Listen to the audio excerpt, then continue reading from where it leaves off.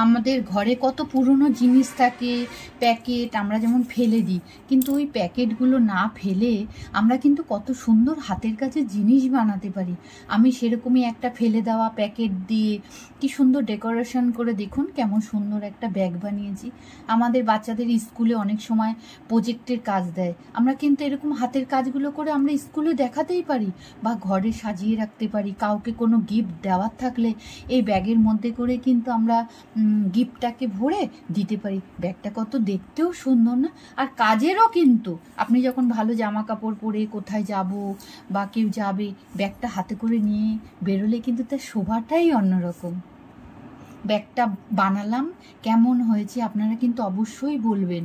ভালো লাগলে like share অবশ্যই আমাকে করবেন। আর যদি আপনাদের মনে করুন কোনো কিছু ইচ্ছা হচ্ছে আপনারা বানাবেন, আমাকে মেসেজ করবেন, আমাকে ইউটিউবে আমি অবশ্যই ভিডিও, নতুন নতুন ভিডিও এরকম দেব। ফেলে দেওয়া জিনিস দিয়ে সুন্দর সুন্দর ভিডিও বানিয়ে আমি দেখাবো।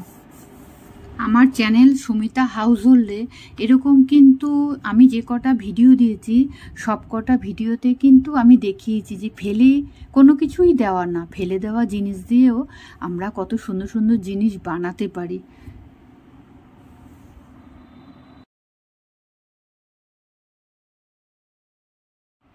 ভিডিও দেখতে যদি আপনাদের বুঝতে অসুবিধা হয় বা শিখতে কোনো অসুবিধা হয় আমাকে কমেন্ট করবেন, আমি এই ভিডিওটা আবার দেখাবো।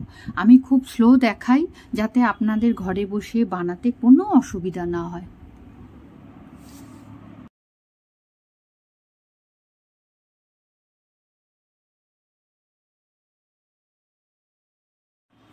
বাজার থেকে যে শপিং ব্যাগগুলো আনি পাতলা পাতলা কালারিং যেসব, সেগুলো কিন্তু আমরা ফেলে দিই, কিন্তু সেগুলো দিয়ে দেখেছেন আমি ভিডিও দিয়েছি যে কত সুন্দর ফুল বানানো যায় আর ব্যাগে কত সুন্দর।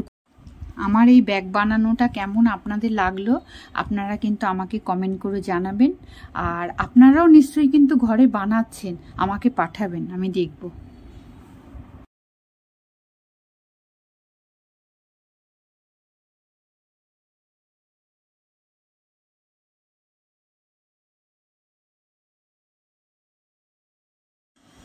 আমাকে কিন্তু অনেকেই কমেন্ট করেছেন পেন্সিল পেন্সিল কাটার দিয়ে ভিডিও দেওয়ার জন্য। এরকম ভিডিও আমি আরও কয়েকটা আনছি পেন্সিল কাটার দিয়ে, যে ভালো ভালো ডেকোরেশন করে যে সুন্দর সুন্দর আইটেম তৈরি করা যায়।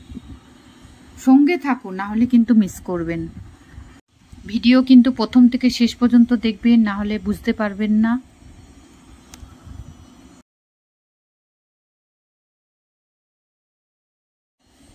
এগুলো বানানোর জন্য কিন্তু আমাদের বাজারে ছুটতে হবে না, আমাদের ঘরে যে জিনিসপত্র থাকে সেগুলো দিয়েই কিন্তু আমরা সুন্দর সুন্দর জিনিস বানাতে পারি।